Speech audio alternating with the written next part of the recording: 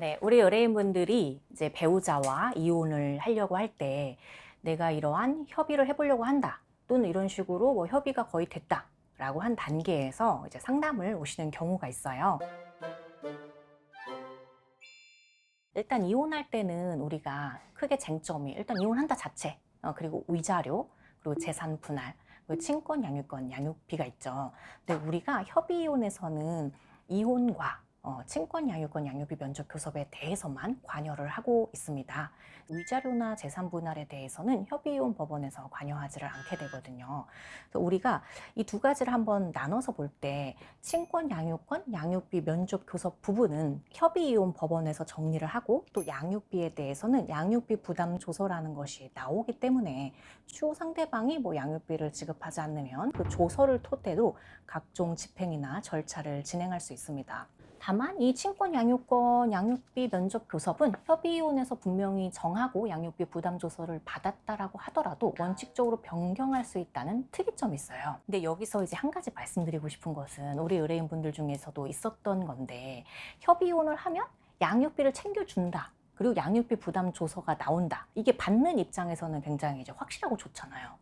근데 특히 주는 입장에서 이 양육비 부담 조서가 생각지 못한 효력을 발휘해서 본인이 예상치 못한 피해를 입는 경우가 있더라인데, 어떤 것이냐면 우리가 양육비는 양육비대로, 재산은 재산대로 별도로 합의를 하기도 하지만 결부해서 하시는 경우가 있어요. 또는 양육비를 일시로 지급하는 다른 합의를 하는 경우도 있단 말이에요. 예를 들어 우리 부부가 이혼을 하시는데 재산이 2억이 있는데, 사실은 내가 다 갖고 온 재산이야. 그래서 너한테 돈을 만일 줘도 몇 천을 줘야 되는데 내가 너한테 1억 5천을 줄게. 나는 5천만 갖고 가고. 근데 그 이유는 뭐냐면 양육비를 매달 지급하는 게 아니고 대략 계산했을 때 너에게 일시로 지급하는 거야 라는 상호 합의를 했어요. 근데 협의호는 말씀드린 대로 그냥 이것만 챙겨주지 내 별도 합의서가 있는지 없는지, 뭐 재산 분할에 대한 결부 합의가 있는지 없는지를 안 챙겨준단 말이에요. 그래서 이 합의서는 공증을 받든 말든 당사자들의 합의서이고, 이 협의혼 법원에서는 양육비 월 50만 원으로 양육비 부담 조서가 나와버려요. 생각보다 이 분쟁이 많아요. 별도의 합의서를 써놓고서 이 상대방이 애를 막상 키워보니까 돈이 많이 드네, 일시로 다 준 거 말고 이 양육비 부담 조서대로 50만 원을 별도로 또 받고 싶은 거예요. 그래서 그걸로 바로 집행을 해버립니다. 집이 있으면 뭐 경매를 해버려, 회사에 다니면 양육비 직접 지급 명령을 해버려, 아니면 뭐 또 돈 안 갚아? 뭐 채무불이행자 명부 등재 신청, 이런 것들이 동시다발적으로 막 날아와요. 우리는 너무 혼란스러운 거예요. 나는 그때 분명 일시금으로 지급하는 합의를 했고 재산분할과 결부해서 재산을 훨씬 많이 줬고 나는 그걸 합의서를 쓰고 공증까지 받았는데 왜 도대체 이런 것들이 날아오고 내 지금 급여가 압류를 당하고 이게 뭐야, 이런 생각이 이제 들겠죠. 그런데 대응을 하려고 보니까 나는 마치 양육비를 미지급한 못된 아빠, 못된 엄마처럼 되어 있고 막 절차가 일사천리로 진행되고 있어요. 그래서 뭐 예를 들어 나는 그렇게 했으니까 괜찮겠지 하고 초기 대응까지 안 해버리면 법은 스스로 말하지 않으면 보호해주지 못해요. 이런 혼란스러운 상황이 되시거든요.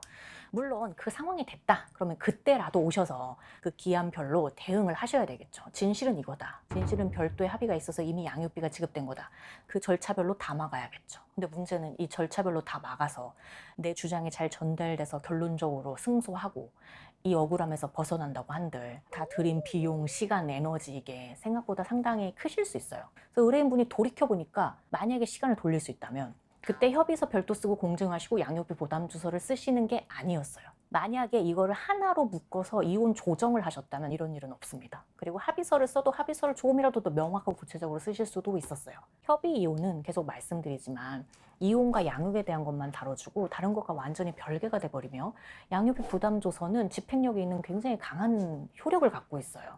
저쪽에서 부담 조서로 들어와 버리면 정말 어떤 분들은 제대로 대응 못해서 이거는 이거대로 주고 저건 저거대로 주는 결과가 될 수도 있습니다. 그리고 이혼 후 위자료 계속 있죠.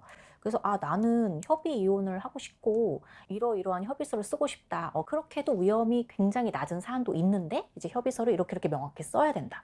근데 이 사안 유형에 따라서는 위험성이 상당히 있는 그런 상황도 있고, 그런 경우엔 나중에 계속 소환을 남기기보다는 조정 이혼을 권해드리게 되는, 그럴 수밖에 없는 이제 상황인 거죠.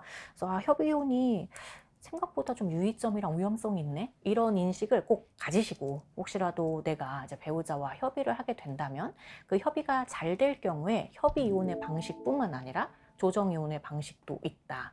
내 사안에 맞는 방식은 무엇인지 진단을 받자. 요거를 좀 생각하시면 좋을 것 같습니다.